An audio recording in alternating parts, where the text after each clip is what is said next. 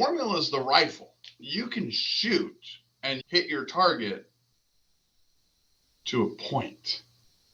If you're on your own journey, you can use that formula because you live there. That's your language, that's your maturity, that's your life. Okay, let's compare it to a relationship. Let me give you an example real quick. Do you know my wife has like basically told me 3 different times, like, hey, I'm not going to tolerate this. You're going to have to change or it's not going to work. And I've told her probably 3 or 4 different times, hey, I can't tolerate this. You're going to have to change this or it's not going to work. And so like literally, we've done the opposite of what everybody would recommend you do in a relationship. And we haven't gone and put our finger on the button and threatened. You know what's really interesting? I understand that my wife is not the exact same woman that she was when she was 19 when I met her. I understand that at 25, she's probably different. At 30, she's probably fucking different. At now 33, she's probably different. And she has learned things. She's grown. She's evolved. She's changed. I love mustard now. I didn't like mustard before. Shit changes. Yeah. And that's okay. Loving people. Oh, you want to love them? You got to love them as much as you're willing to suffer, right? That's how you measure love. I'm not the same. She's not the same. Should we still be an item? Can I live with this change? And the answer was yes, every time. Thank God. It was like, wow, we're in this evolution. So I can use my problem solving formula in the life I'm in the vehicle I'm in, seeing the road I'm seeing. If you do the right thing at the wrong point, you will fail. Welcome everyone to Jill Collins Connections. We're back again. And I always say this, but I mean it. Today's speaker, Preston Brown, one of my dearest friends, and I consider him a true brother. We have worked together, we've cried together, we've played together, we've had so many great experiences together. And I am so thrilled to share his knowledge and expertise with you and today. So let me tell you about Preston. He's an entrepreneur and business owner. He lives in El Paso, Texas with his wife, Erin, and his 2 beautiful kids. He owns 18 small businesses that total over $880 million a year in revenue. He's known for his revolutionary success business formula. He basically can work with virtually anyone who's either a current business owner or even someone who's thinking about getting into business. His whole secret sauce is to get you productive and simplify your processes through his proven formula. His expertise includes everything from finance, business, real estate, and even personal relationships. I've been able to take advantage of some of that coaching as well. His knowledge that he's gained over the years has helped him develop a strong focus on business advice, motivation, and personal growth. So he offers tips on financial success that anybody can utilize for their business journey and personal development. He does offer some limited one-on-one coaching. It's pretty pricey if he is even willing to do that, but you can access him on his social media platforms as well as his website. What he does have for sure is this cool coaching program that he does. It's called 7th Degree Business Coaching, and it's group coaching. So with others that are just amazing as well. So I want to introduce Preston and get to know, introduce yourself, anything I've missed that I want to cover, but we go way back. We've had a company together. We've had lots of great experiences. Welcome, Preston. Thank you, Jill. It's a privilege to be spending time with you and everyone listening. Yeah. I want to start off by saying, I know the first time we probably met you said it and I didn't remember it, but we met in Sun Valley, Idaho at a Tony Robbins Platinum Partners finance trip. And you were in the front line at the front desk and you were telling someone that you had some issues. And I'm like, you're pretty vocal. And I remembered this guy. And then you told me a year later, you said, you remember the first time we met? And I said, no. And he told me this story. And I'm like, oh gosh, I remember that asshole. He's like telling off the woman at the front desk, like something wasn't right. And I'm like, God. I say that jokingly because I know you always mean and everything, but yeah, I wish you hadn't told me that, but it was a bit. And we were at a Four Seasons and I wanted them to make sure that they had all of the 4 corners of their service handled. And they did not at that point for you. So you got it correct. They were learning some new lessons through COVID. And I figured I'd help them understand what those lessons might be articulated as from my optical viewpoint. There you go. So going forward a little bit from there, I was invited to be a part of this new mastermind that was comprised of a lot of platinum partners, but a lot of other cool business leaders and people that are really just kicking it in the world. And this organization called YBL, or Your Best Life. And I remember some friends of mine, Michael and Samantha Guthrie, they reached out and they said, you should join this thing. And I'm like, no, I don't know. And then Mike's, we'll get on the phone with this guy, Preston. We got to get on the phone with him. And as soon as I met you and we talked for about an hour, I'm like, okay, I'm in. And so I was at the very first trip. I was one of the first members, I think, in the beginning. And we've had so many great experiences since then, being in all over the world and traveling. And YBL is a mastermind group that we're going to talk more about for sure, and invite people if they want to apply for membership. I think there are a few openings right now, but it really is focused on the 4 pillars of life: faith, family, fitness, and finance. And so we have 4 trips a year that we go on, and each trip is focused on one of those areas. And so I love that so much because it really aligns with my brand and what I love to do. I'd love to know more too about, before we go into that, I guess, let's talk about then when you and I started getting it together and doing more work. You called me one time and you said, hey, I'd like to do something on Clubhouse. And I feel this is that the audio version. It's like a live podcast scenario for those who don't know what that is. And you said to do a coaching thing once a week. Can you help me with that? And I was on it a lot. And I said, yeah. So we started this call once a week, and we were helping people who wanted to be entrepreneurs or were already entrepreneurs and they needed business advice. So what were you thinking back then? And tell me a little bit more about all that. How was that for you getting started with that? Back then, I think I thought what you were doing was really cool, because you were networking with all these folks during COVID, where you had found a creative way to meet up, collaborate, connect, and that's just a gift that you have. But I was also in the process of building my social media brand, and I like the short form stuff. It's fun. There's nothing bad about saying something that triggers somebody in a 15 to 60 second format, and really getting them to watch more of your content through that. But I look at that as that's the advertising. There needs to be some meat and potatoes. There's nothing wrong with an appetizer, but let's have a meal afterwards.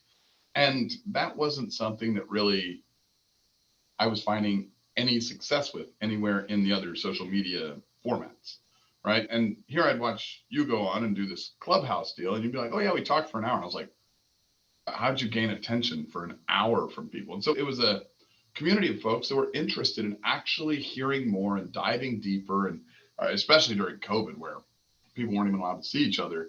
It was just exciting for me to look at that and see that you had tapped into that. And so getting into that and actually being able to present my content, because I guess I'm a relatively new coach. I've been coaching the teams at my companies forever, as long as I've been in business, but coaching people outside, I hadn't really done. And here I was with YBL, and I have all these high level entrepreneurs, and I'm coaching them and helping them. And then you're connecting me with Clubhouse. People are liking what I'm saying. So you were blowing them away. People were saying, I remember the one specifically, the woman, she said, I have been in business with my brother for 20 years. Remember that one? And she said, and he's not doing anything, and I'm having to do everything, and we're losing money. And I think your advice to him was to offer to buy him out. Do you remember that? I think so, yeah. Yeah. And and so she said, okay, how do I do that? And you gave her some steps and how to do it. And then she came back the next week. I think she even texted you like the next day. She did it. And he said, yes. She said, he'll never do it. And he said, yes. And she bought him out, and it changed her life. She was a raving fan after that. And yeah, people were asking, like, will you mentor us? Will you mentor us? We need help. They wanted more than just that 1 hour on Clubhouse with the questions and answers for their business needs. And then that was what happened next. Yeah, it just blew up. And it solidified to me that, okay, I have something that's helping. Sometimes if you're going out and you're helping one group or subset of people, and they're like, wow, this is great. And I had a lot of very high net worth clients, and I'd coached some large companies, and I had large companies, so I understood that language. But I'd never coached the startup. I've been one at one point, obviously, but it was a while before. And so seeing the startups and the early stage entrepreneurs actually resonating, it felt good. There's just something beautiful about being able to help somebody. Look, there's nothing wrong with helping the guy that's in the millionaire bracket or the billionaire bracket or whatever. And then it feels good to help them too. It feels good to help, period. But let's be real, if you didn't help them, they're going to be okay. Yeah. Like when you help the guy and he's, hey man, I turned a profit this year for the first time in 3 years. It was my last year. So I was running low on savings. Like, I get to be my kid's hero. That's the stuff that's, oh, wow. Oh, this is where the juice meets the squeeze. Holy smokes. It was an addiction. Immediately the good kind of addiction. Yeah. And so then you said, I think you reached out to me and you said, hey, why don't we start a business and do a mentorship program for people? And so we started a mentorship program, and we were doing that for basically the same format, but just it was paid, and we got on a call once a week and we worked with people and you gave them your formulas, and we did that for a while. And that was really exciting and fun. We learned a lot. Had some successes, had some failures. Like I'd say learned a lot. It was my first startup in quite a while. I don't know what happened to me that year. I don't know if I was like doing drugs or something. I hadn't had a startup in a long time, and all of a sudden it was the year after 2020. You were killing it so much during COVID. You actually were so dang profitable in COVID and started 3 new businesses, right? In 2020. Yeah. Just three. You had a slow year in 2021. I don't know what to tell you. You only started one. Words comes to mind. That's right. Well, we talked a little bit. What's that? Like women out there, you know how you know when a man's about to hurt himself? It's one of 2 sentences. It's either baby, hold my beer, or baby, watch this. Either one of those 2 sentences, and there's pain following right afterwards, just so you know. Baby, hold my beer, watch this. Yeah, I could see it. I can see it. We'll get into more about the business in a bit, but I really want to know a little bit about, because everyone watching is probably thinking, like you said, there are people who are already doing their millions. And then there are those who are like, because the title of our clubhouse room was Entrepreneur to Entrepreneur. What the fuck is stopping you? And we'd have a different title and different topic every week.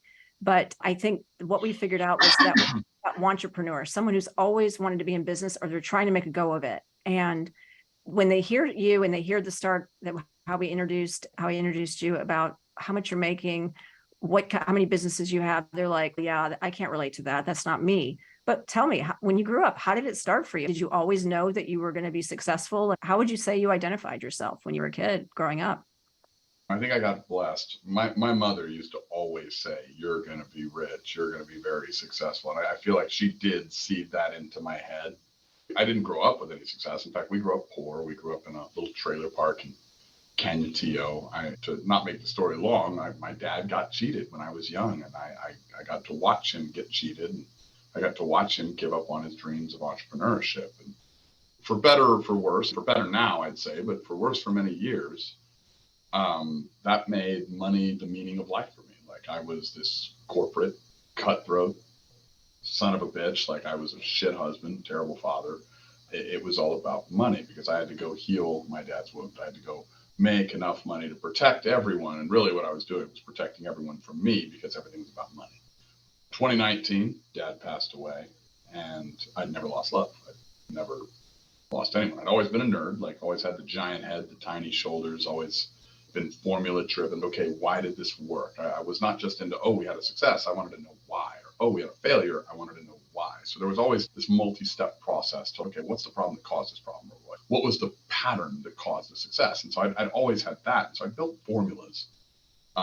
That's probably also mom. Mom would always say, what's the game? Figure out the game. You learn how to win. So I was this money-driven corporate son of a bitch that my mom turned into a formula-driven machine. So yeah, I think it was clear that I was going to build companies. Either that or become a drug cartel leader or something. Thank God I went the right route. My wife always was like, you'd be a great cartel leader. I'm like, please don't say that. Come on. You know what? I do run a cartel. I run a house building cartel, okay? We call it a business, and several others. But when Dad passed, I'd not lost love. It hit me. That was the day that I realized that I was going to die. But worse than that, I realized that all the people that I loved were going to die. And it was a huge eye-opening aha for me, because I was looking around at all these people and I was like, judging myself for not having time with Dad. I was judging myself for not spending the time I could have with him in the last years. And that hurt so bad that I was looking around and thinking, fuck, I did all this for money. And it went from I love money to I fucking hate money. And, wow. And then I went, oh, I don't hate money.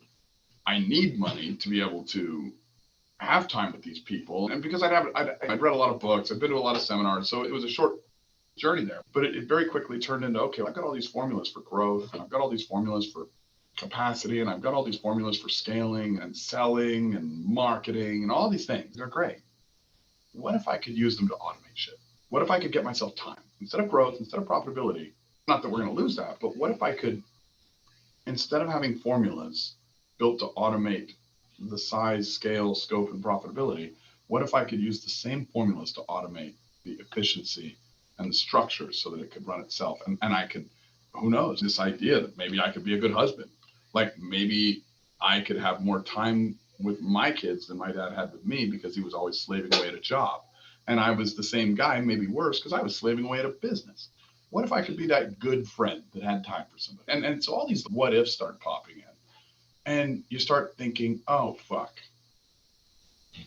What if my dad getting cheated was the greatest lesson of my young life, and my dad dying was the greatest lesson of my middle life? What if those problems were the greatest gifts and they could guide me in a direction that would take me to become a better human being? And what ifs are great questions. And hopefully everybody's asking what ifs, because even though I'm telling my story, they're going to hear their own in some capacity. But problems are gifts. And the greatest source of pain you have is the greatest source of opportunity you have too, if you just look at the same thing from a different framework. And I guess that's my story, how I got into business. Yeah. And that's my story, how I fell in love, if that makes sense, because not with business, but more with people. Business is about people. And if they don't call it controlled landing in love. They call it falling. I had to lose someone very important to me. I could fall into everyone else that has now become important to me. Does that make sense? It does, yeah. Pain's a gift, and the struggles I jokingly say all the time is the struggles and my best work oftentimes when I write or I put content together is usually when I'm in pain, when I've gone through something, a struggle, a trial. And it's like the country Western songs. The number one hits are always written when someone gets dumped or they're in the dog, my girl done left me, the dog died, and all this is the songs. It's those are the best songs because they're from the heart. They're at that moment when we really can tap in. It forces us to tap in and to look inside and to inquire and to ask questions and to be curious and say, how can I make this better next time? If everything's always great, there's no reason to ask that. Everything's great. I'm good. We don't have to shift, pivot, alter, tweak unless we just want to fuck ourselves up. It's like, why do you want to do that? It's not, you say it's not broken, don't fix it. It helps us to refine ourselves, I think is for sure. Yeah, I would agree with all that. And I would go as far as to say, I think problems are the meaning of life. I really do. I think if you want to look at the leading cause of death for women over 40,000 years of human history, it was childbirth. That's a fucking problem. You want to look at the best moments of your life, it's overcoming adversity, and adversity is another name for problems. I was raised Christian, and in the book I read on Sundays, God says, I knew you before you were born, which means if we're going to go home one day, we have to go through this doorway called death, and that's also a problem. He says, I made you in my image. Well, he's a community of souls. Maybe there is oneness, not sameness, but oneness. What if we were made in his image and we were a community of cells, and the purpose of this body and these cells was so that we could find a way to experience true joy even through the path of overcoming adversity and dealing with problems? That's golden. That's golden. I love it. I'd love to ask you some more too about for someone who's looking to get into business. There's so much. It is definitely all about people, but really, what would you say? Because we've talked about this with our clients that we had, is how do we know when someone has it or not? Is there a certain skill set? Is there a certain criteria, a certain type of personality that can be a business owner, an entrepreneur, or just some people don't have it? What do you think? Yeah, every business needs more than one skill set, especially at scale. Every personality has value. God doesn't make garbage. Everybody's amazing. Now, you may not be the only key component, and you probably, in fact, aren't the only key component. If you're in a real business, it's going to have any sustainability. It's not just a job or a deal where you're, selling a simple widget. If there's any level of complexity, business is a team sport. It's not a spectator sport. You don't play it alone. Like, it's a group activity. So I know, and I'm not going to mention people by name here, but I know people who you would look at and be like, that person will never have a business. And they're multimillionaires or better. I know people that you'd be like, that guy is definitely a business guy, or that gal's got it all together, and they fucking live in their mother's basement and drive a Mercedes around. And everyone's got it. It's not about whether you have it or you don't. And I think the people that are saying, oh, some people have it and some people don't, there's probably something missing in their life and they need to feel special because maybe they figured it out, and maybe not even figured out everything. They just figured out enough to have some feeling of success. But anyone who says that you don't have it is somebody that's trying to build themselves up by putting you down. And everyone can be an entrepreneur. Every single person out there. If you've ever told your spouse, hey, let's go to this restaurant, guess what? You're in sales. Oh, okay. You know what? If you've ever dressed nice before going out to the club and met a gal or a guy, oh, guess what? You're in marketing. If you've been in marketing and you've been in sales, and then you've made an agreement with somebody, say somebody's, hey man, can you do this for me? And you're like, yeah, and then you do it. Well, that's called throughput. And if your agreement they paid you for, I don't know, call it a fucking job. Well, guess what? Lead flow, sales flow, deal flow, cash flow. It's 4 flows capacity. It's the only stages in a business. There's only 4. And so if you've ever done any of those 4 things, you've been in training to be an entrepreneur. And if you haven't, then you're also not human. I think if you're human and on earth, male, female, or now even other, who gives a shit? You probably have what it takes to be a business owner. Wow. Wow. So what does somebody have to give up? What if someone's, are there certain things that maybe are holding people back? Is it like a victim mentality, a scarcity mindset, like blaming others? What is something that you would say to someone? Yeah, you've got everything going for you. Like you could give me advice, like when we were starting our business, what are the things that you would say someone would have to do if they want to get into business that maybe it's just holding them back? They're there, they want it. I'm gonna answer the question with kind of a comparison, if that'll help. Yeah. You got 50 plus or minus % of the world is women, right? I know maybe now it's 50, 49, 49, and 2% because there's other. But let's just say men and women for now. A lot of women out there have children, right? If a woman has a child, is it expected that maybe some things are going to have to be prioritized that weren't prioritized the same way before? Okay. Sure. And are people scared before they do it? Yeah. My wife was terrified before she had both children. It wasn't like, oh, the first one felt so good, I can't wait to do the next one. Like, there's not another baby, but the process sucks. Okay. It's not, hey, this sounds fun. Look, if we're going to go out to a fine dining restaurant, the process is awesome. If you're going to create life, let's just say there's stretch marks, which didn't mean it was fun. You're going to have to give things up. And what you give up for every different child is not going to be the same. Okay. I have a little boy and I have a little girl, and I give up very different things for each one. My little boy does not need anywhere near the time that my little girl needs. Oh, for sure. But he needs me to be impressed. He needs me to be proud of him. He needs me to be impressed. He needs to do epic shit. He's a true little boy. Now, my little girl, she needs time. She's going to talk about shit that is irrelevant, doesn't matter, and she is going to force shit into my ear against my will. Okay. And I love it because she's adorable. And sometimes it's cute songs and sometimes it's this. But I might have to give up a few extra phone calls for Gemma. Right. I might have to, when I'm not impressed, give up my goal to never be fake and just fake being impressed sometimes whenever it needs that. Okay. And so what are you going to give up? You're going to give up a lot of times in early stages when you're changing diapers, but each personality is going to require you to give up different things. That's no different than a business. You got to look at it like you're having a baby.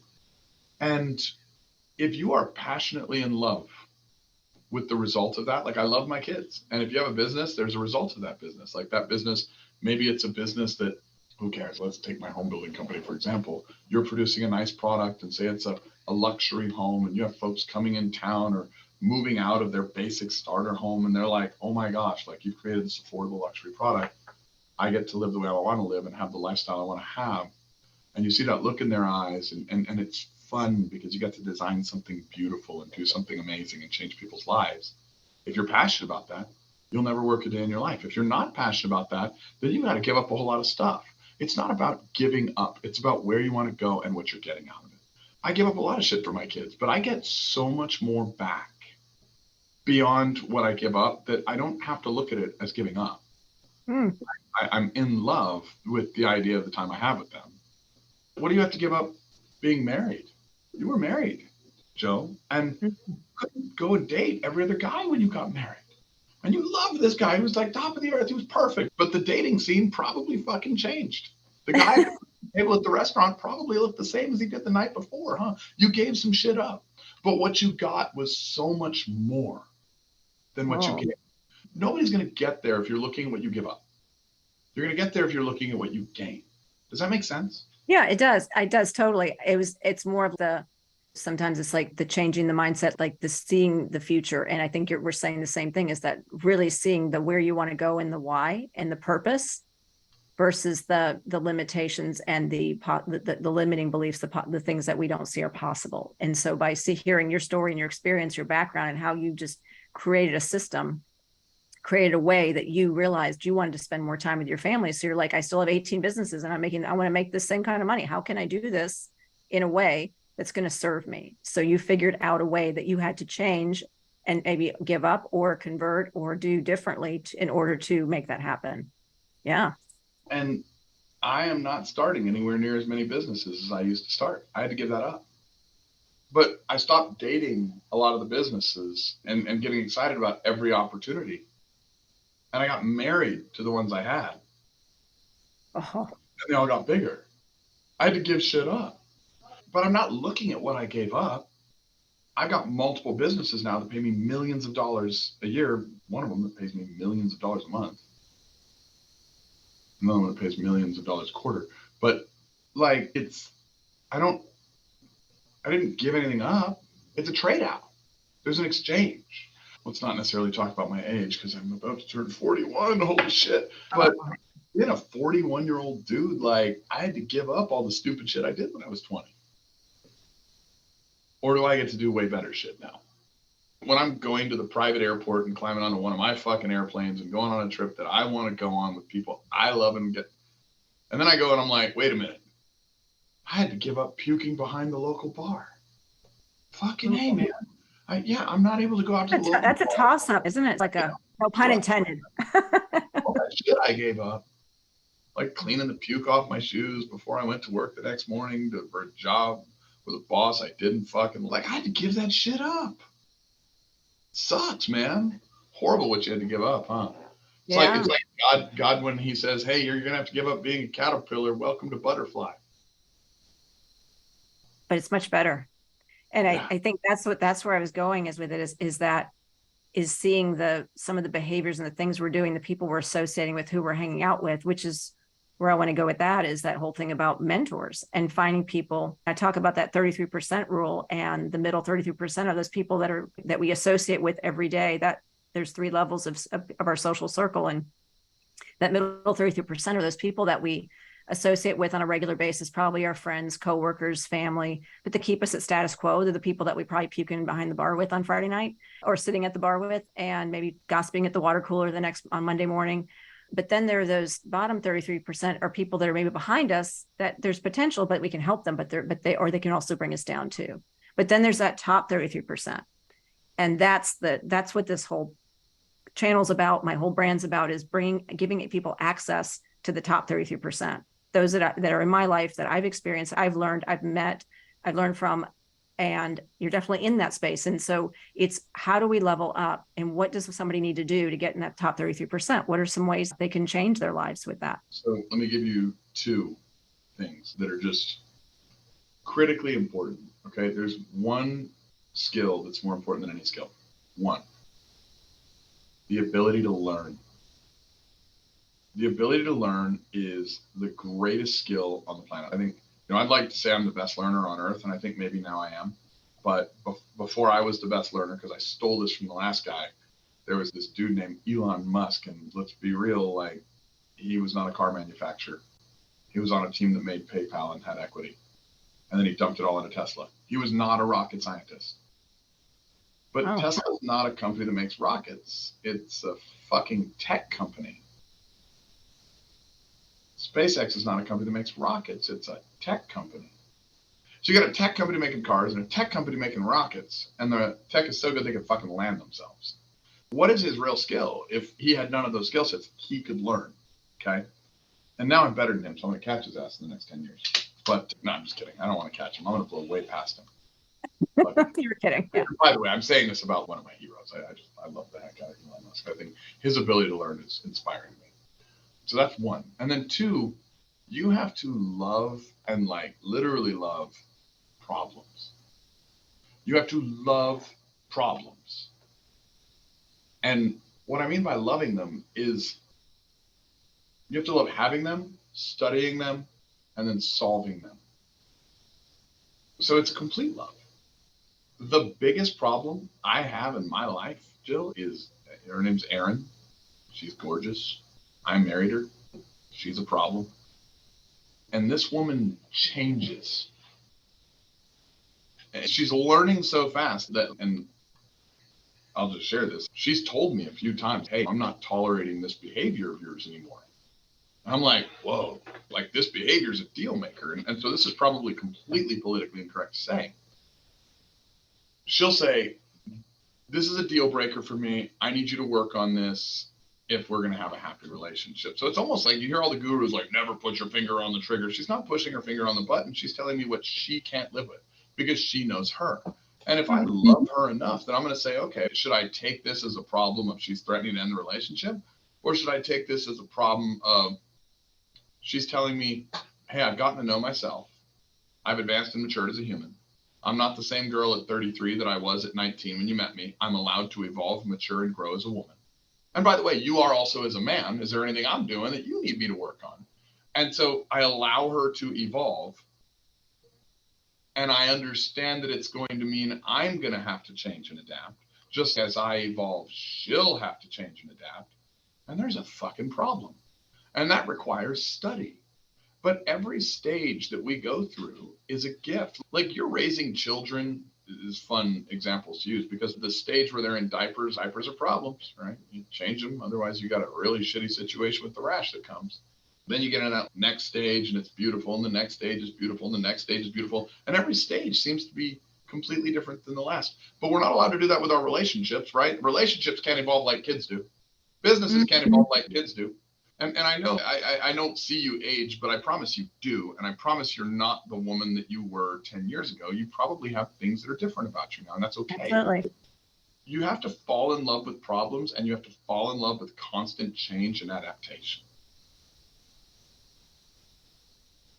Fall in love with problems and fall in love with constant change. Yeah.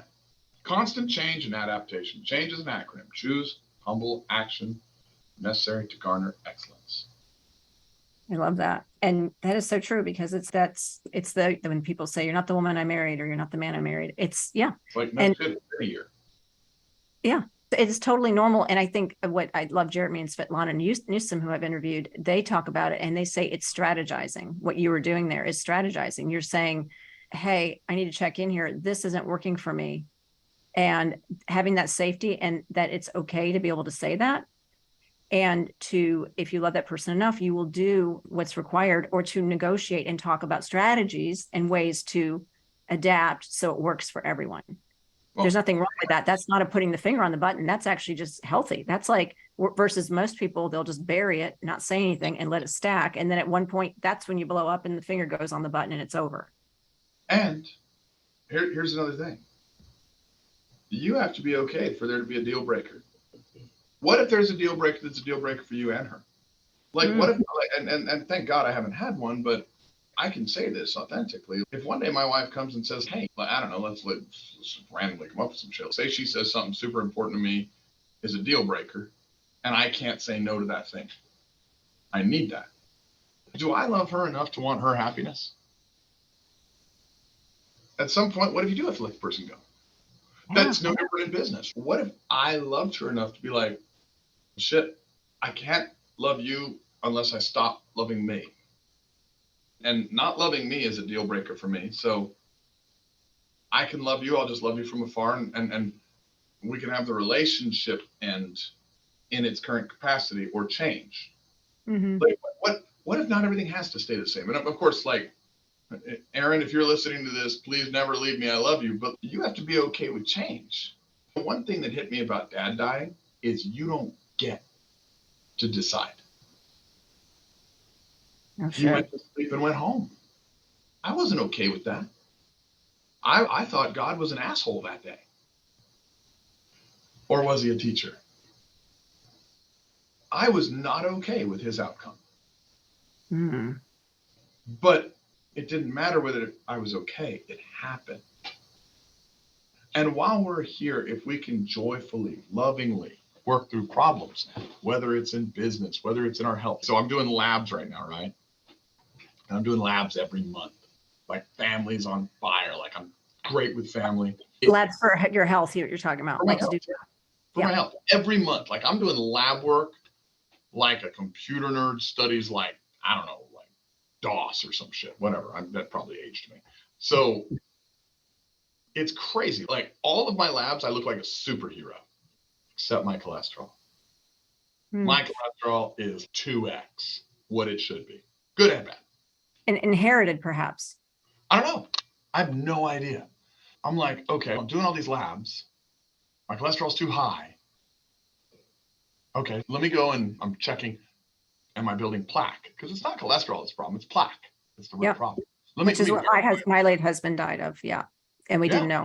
Yeah. Yeah. It's actually a genetic thing you can have, is that, and you can check that, and they can test for plaque. There's a special test that the cardiologist told me to give Ed's kids, or the men in the family, to have them tested. And one of the nephews actually had the onset of it, which we caught because we found out after he died. We did the autopsy. So that's something to check into. Yeah. Yeah. And you know what? I'm 40. I'm young. I'm healthy. It's perfect time. Check now. Clean it now. Like, I'm going to do labs every fucking month. I'm going to go figure out what's going on. But of course, I'm talking to Dr. Navarrete down there in Florida with you. And Dr. G. He's like, hey, dude, you're probably fine. He's telling me, if you have plaque, we've got a protocol. We can fix it.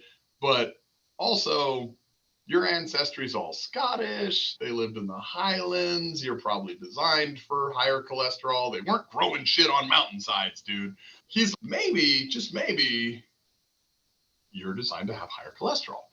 But maybe you also need to have a keto diet because too much carbohydrates will create plaque. So we're going to probably do a little cleanup, and then we're going to get you right and whatever. So let's do the science. So I'm making sure I've got the vitamins, got the hormones, got everything, got the workout routine, all the shit I need to have. And you know what? There's going to be problems. I'm going to have to change. Now, I could look at this cholesterol and say, oh, you know what? Death sentence, I'm going to fucking die. Or I can look at it and say, what if it's an indicator? What if it's something where I can go in and say, wow, I should probably pay attention? Because you're either going to pay attention or you're going to pay for it. Okay. That's how I work with taxes. Like, I don't pay my fair share. I pay attention. I don't want to pay for it. I'd rather pay attention. It's the same shit. What if I look at cholesterol and I'm like, okay, anyone that's ever eaten a cheeseburger has had cholesterol at my fucking levels, at least for an hour after, a day after they ate that fucking McDonald's cheeseburger. Why is it happening? Is there something I need more of? Do I need more soluble fiber? Do I need more of this? Whatever it is, do I need to do more fasting? Whatever it is, do I need to change my diet? Who cares? I'll do it. I'm not going to be for or against anything. I'm going to come at this with zero blinders on, zero perspective, just perception where I can see what it is, measure the data, and solve it. And you know what my worst case is? Say Dr. G looks me up and down and says, oh, no, you're dead in a week. Okay, I'm 41 and I had a better life than anybody who's 90. Who gives a shit? I'm still doing good. Yeah. So like either way I win. And if you have an either way I win philosophy on your mindset, then everything else is just a formula. Either way I win in everything, every area of life. Yeah, it's an either way I win. Let's make it fun. Oh, okay. What can I overcome today? Like overcoming adversity. Like, if overcoming adversity is solving problems and problems are gifts, then all I need is more data so I can get more problems to solve so that I can solve them faster. And I'm so blessed. We've got Dave Asprey and YBL. We've got Guillermo coming out to do a speaking engagement for me here in El Paso. He and I are in the Lions Group together. We're friends. So I've got the top people on earth that I'm surrounded by. Labs are cheap because I've got a doctor I'm friends with here locally, and he can just order me labs. And normally somebody goes and pays $2,000 to get labs, and I'm like $150 or $500 or whatever, and I can go in monthly. And I'm looking at that like you're looking at the gas tank in your car. Yep.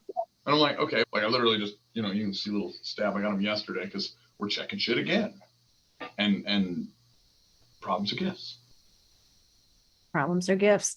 Yeah. And I think that's a really cool thing you're talking about, because with one of the things I became very aware of through joining YBL, Your Best Life, the mastermind group, is that one of the areas, of course, faith, family, fitness, finance, fitness being health and wellness. And I've learned so much and been exposed to so much great cutting edge technology in the medical area of things like, what do you call it, concierge medicine, or what are the doctors? I can't think of the name of it. What are the doctors? You know what I'm talking about? We're doctors, concierge doctors that basically are doing more advanced testing. The way that we are, what's allowed by insurance traditionally today is like that basic lab panel. And here's your lab panel. You look great. You're going to be fine. And the next day you drop over dead. It's what the hell happened. We're able to test for things that most people are not even aware of, like women needing hormones, like testosterone for women. That is so, nobody's really, not many people talk about that. And it's so essential. And so I'm grateful for that group for that. That's what I want to do more of, is share that kind of information here. And I hope everybody will at least check out the group that you're doing, because there's two different things. We have YBL, which is awesome. And there's limited space for that. That's on an application and I think it's an interview process. Yeah. So that may not even be open. And that's $24,000 a year annually. Or you have this really cool program that is, what is it called? We're calling it the 7th degree business coaching, right? So what you do get with that is that weekly speaker spotlight that we all get access to in YBL every Thursday, which are all these amazing speakers and questions and answers. You get all the replays, and then also a weekly 2-hour call with you, between you, Press, and Chuck and Dean and Tony. So that's pretty cool. It's a great way to get in without having to invest that and then also be spending the money on the trips. It's a great place to start to really engage in this stuff, to get the cutting edge information on all parts of life. And if you have the right information, it solves all the problems of making the right decision. I love what Chuck says. You don't have to worry about doing the right thing if you worry about just being the right kind of person. I'm like, oh shit, I like that. You don't have to worry about solving the right problem if you know which problem to solve first and you have the right data on it. It's the same concept. You can't solve what you can't see. And which one should you solve if there's faith, family, fitness, finance? Because there's really like 5. There's not 4. There's faith, there's family, there's fitness, there's finance. These are the 4 cores of the human experience, right? These are needs. If you have no faith, you'll die. No belief in yourself, you'll die.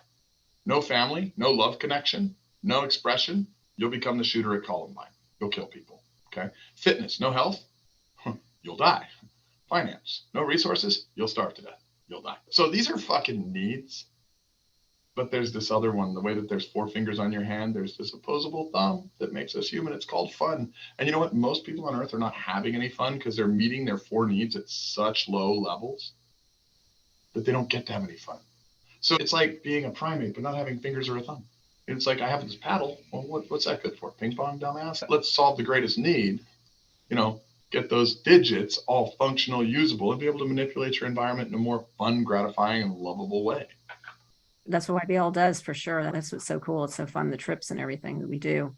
I would love to know also too, I remember when you first came up with the 4 core needs, we were on the phone and you were telling me, I said, yeah, I need help with my investments. I said, let's get on a call. And you were coaching me on my investments.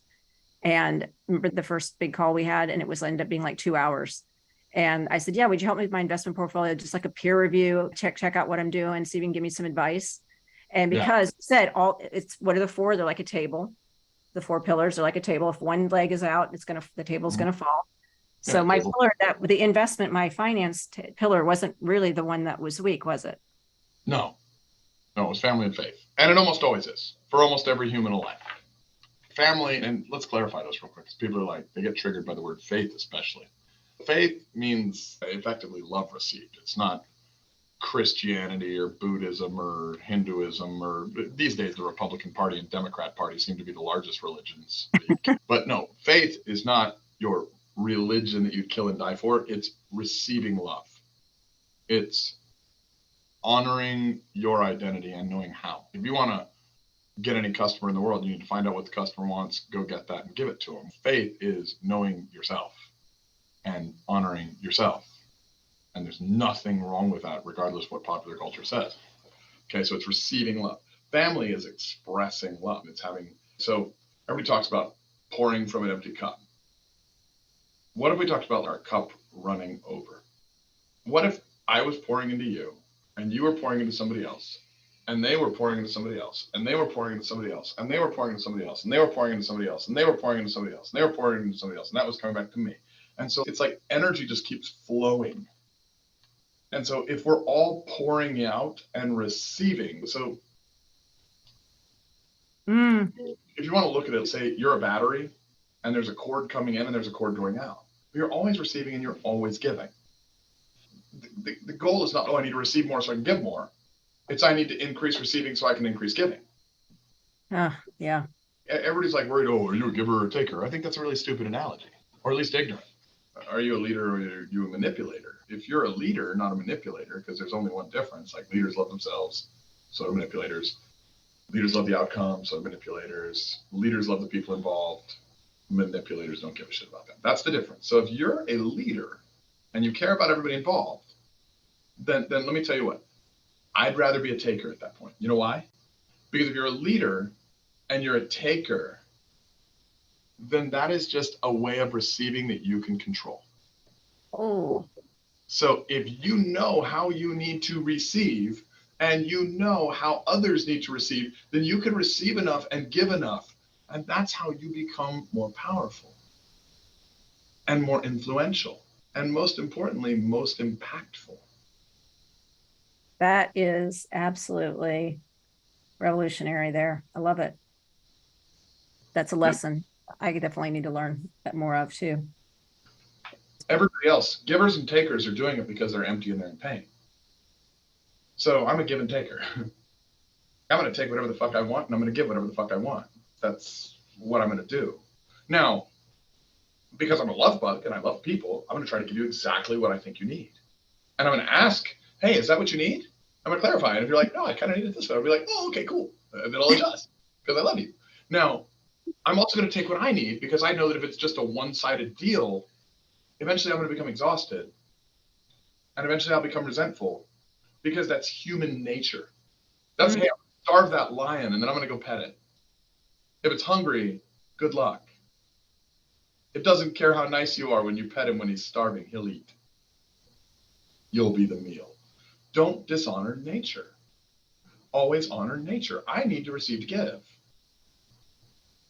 So I'm going to be a giver and a taker because I don't want to be identified as either of the lesser. Yeah. Dang, that's good. That's really good. That's really good. So give us, before we wrap up, I'd like give us some little words of wisdom tips. I know you had on your Instagram that a cool thing you were putting out there about the various, let's see, where is it? I was thinking about 3 ways to innovate. Maybe before I go into that, let me ask you another one. Where do you see yourself? I know you talked a little bit about it, but right now you're doing so much. I've seen you evolve and grow so much in the past few years, as we both have. But where do you see yourself in the next 10 years? What's Preston going to be? Where's he going to be? What's he going to be doing? What's he going to be feeling? What are you going to be feeling and experiencing? Yeah, I mean, I don't either, but I think it's interesting to see. Do you have goals? I know you have measurable steps. Do you have actions? So business related. So right now, my chief technology officer and I he's sitting in the room here next to me listening to us. We're working on a program where we've got a software that we're developing that we think a company like potentially Zillow or Microsoft might want to buy in the billions, because we're accomplishing something that nobody has been able to. And we have certain data and metrics and cross-pollinations of data and AI and machine learning capabilities that other people have the same capabilities. They just don't know how to pollinate which data is with each other to get the results we're getting. And we're small enough and we can pivot fast enough that we think we might have hacked the residential real estate market. Like we may have hacked the residential real estate market. We may be able to predict within a 90-day period if somebody's going to sell a home. And that's like the biggest, most critical, most, like Zillow will sell you a buyer lead. Imagine if they had a seller lead. You could literally put agents out of business if you had a seller lead. Oh my gosh, yeah. So like we're working on shit like that. We've got some things that are going to revolutionize the new home builder industry. We've got a way to make builders, you've worked with builders before. If I walk up to 20 builders and I say, hey, what are you paying for lumber today? Do you know how many of them are going to know? They won't. They won't. They won't know because it changes so quickly based on a publicly traded deal called Random Links. We've developed a software for home builders to make them so much more efficient on their planning, their costing, their sales, their marketing, all of this. And we should have that, I think, done in the next year, more or less, where it's functional and testable. We have the other one for the listings that the first iteration, second iteration might be out in 6 months. First iteration's in process and it's already showing promise. So it's like, where am I going to be? Like, let me give you some advice. Want to make God laugh? Tell him your plans. Want to make God smile? Laugh with God. Want to make God cry tears of joy? Walk a mile in the shoes he puts you in, and you're going to only know those shoes by whether they make you feel so uncomfortable that you're not sure if you're going to survive it, but you still know you will. And when you get that level of fucking fear and you're willing to run towards it, that's the indicator that, hey, you're on the right path. That's where God wants you. Now, if you see the lion and he hasn't eaten, don't go pet the fucking lion. It's not uncomfortable and stupid. There's a difference. But you're like, oh God, that's a climb. That's going to be so big. What am I going to do? You know what I can tell you you're definitely going to do? You're not going to be here in 100 or 200 years. So you might as well fucking do something epic. And where am I going to be? Like, I'm happy. I'm having fun. I've got an amazing wife. I want her happy and having fun. I've got 2 amazing kids. I want them happy and having fun. I'm in the process of moving my family to New Braunfels right now as well. We're going to get a second home out there and live there half the time. And yeah, we got a beautiful lake house that we're buying. And so where am I going to be? Fuck, I don't know. Aaron was like, man, this is the most expensive house we've ever bought. And Jill, you know me, I'm so fucking cheap. The house is, I don't know, not quite $1.2 million. And so Aaron's, man, that's an expensive house that we're buying. We live in El Paso, where $1.2 million is expensive. And so I showed her the financials on one company, and she was like, oh, we can pay it off in a month. And I'm like, yeah, it's not that expensive. It's just more than you're used to. Yeah. She was like, oh, and it was so cute because like her inner shopper came out. How much can I buy? And I was like, never mind, forget I showed you that. Just what I was saying was this is really expensive, okay? Luckily we're in Texas, not fucking LA. Well, you got that. This is a guy who has 2 airplanes too. Right, exactly. So it's not. Both airplanes are, I guess the Cirrus is probably not quite the house, but like, it's funny because it's just. And those are great practical reasons. It's not to be showy, although it's fun, is that you use that for tax write-offs, which is brilliant. Yeah. And we talked about those strategies, which we learn about on the weekly calls when you chat too, and we talk about ways to reduce taxes. But one last thing, I'd love to know about the latest post. You talk about for somebody who's in business now and they're worried about ChatGPT, and then what is it, Peter Diamandis or somebody said the thing about there are going to be 2 kinds of businesses in the next 2 years, those using AI and those out of business. So everybody's going, oh shit, I got to be in chat. I got to learn about AI. What is this all about? And so they're panicking. Are they going to be obsolete, whatever their industry is? What do you say to them about that, about the innovation, 3 ways to innovate? What do we do? Okay. So I'm going to get a little maybe esoteric here. AI will never have more power than I am. Okay. AI, artificial intelligence, ChatGPT is the free one. In other words, it's the shittiest one. There's way more powerful AIs already there that are not free, that are manipulating you every day through the news media, politics, whatever. And so it's already present and it's already prevalent. Okay. If AI were at least unleashed at full force, 90% of us would already be replaced. But if they replaced all of us, they'd have no consumers and they'd have no economy. So they can't do that. So we're going to need anyway. So that's just a real factor that nobody's talking about. Okay. 2, am I saying don't invest in technology? No, you definitely should invest in technology. And like I hired a chief technology officer. It's not my skill set. But at the same time, everybody's doing this race to technology. And then I'll sit down with my team and we'll look at how much more advanced we are than some of the guys that are working on the same projects, bigger guys than us, with way bigger budgets and way more money. But you know what they don't have? They don't have I am. They have AI. And the moment you realize I am is far more powerful than AI, then it becomes the tool and you become the master. Look, internet and social media made the world lazier. And it made a small percentage of the world way more powerful. That's going to happen again. That's the new revolution. AI was going to make a larger percentage of the world even lazier. but it's going to make a small percentage way more powerful. Mm-hmm. Being a free thinker, falling in love with problems, understanding your business, understanding how to measure and metric things. Like, look, it was funny because hiring a tech officer was wow. Like before I had a tech officer, like my business is, I'm very high net worth. And so I'm here, but I look at like the Googles and the Microsofts and those guys, and I see them as like way up there. Okay. So I'm thinking the benchmark for having AI technology or things like that is up here, and I'm here. So I hired a tech officer and I said, here's things I'd be dreaming about. And the moment I hired him, here's me. He's like, oh yeah, here's what we need to do to get that. So I found out it wasn't even a big ask. It wasn't even a lot of money. It wasn't even expensive compared to the, like I thought it was going to be astronomical, like hundreds of millions. Now we could probably go get venture capital for hundreds of millions because a lot of people think that, and it will be millions, but it's nowhere near the ask that I thought. So I realized, oh shit, I'm here. And it's here. Anyone who gets involved in technology is going to learn that they're more advanced than they think they are. And that's beautiful. Like AI learns through the process of machine learning. You know how old that is? No. When did the first computer beat Bobby Fischer at chess using machine learning? I don't know. That's 80 fucking years old. So what if AI, artificial intelligence, already had a baby? And what if that baby had a meat suit like us? And no different than we go and we hit a button on a computer and we hit enter because we know that computer is anchored or programmed that when we hit enter, we trigger a result.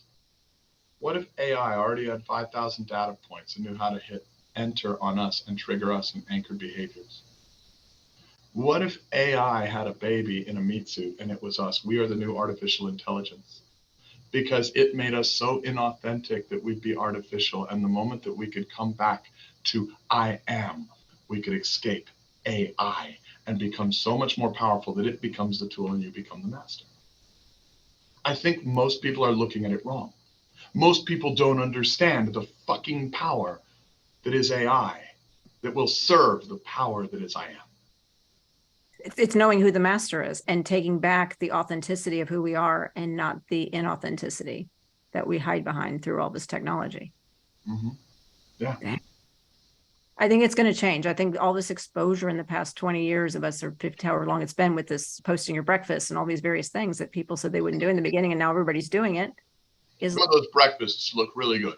I get, we don't stop the breakfast, but like the breakfast at Denny's, who the fuck? Okay, but thank you. The Grand Slam. All right, there you go. But it's having that, just, I think where the business is, I talked to Scott Martin yesterday, and he's one of the platinum partners, and he's amazing. About branding in the future. And he said this exact thing, is that what we can't replace is community and connection and people and who we are. And that's the I am. It's there'll be programs, there'll be information, we'll be able to access even more. But what people will still hunger and thirst for is that connection and that authenticity with someone.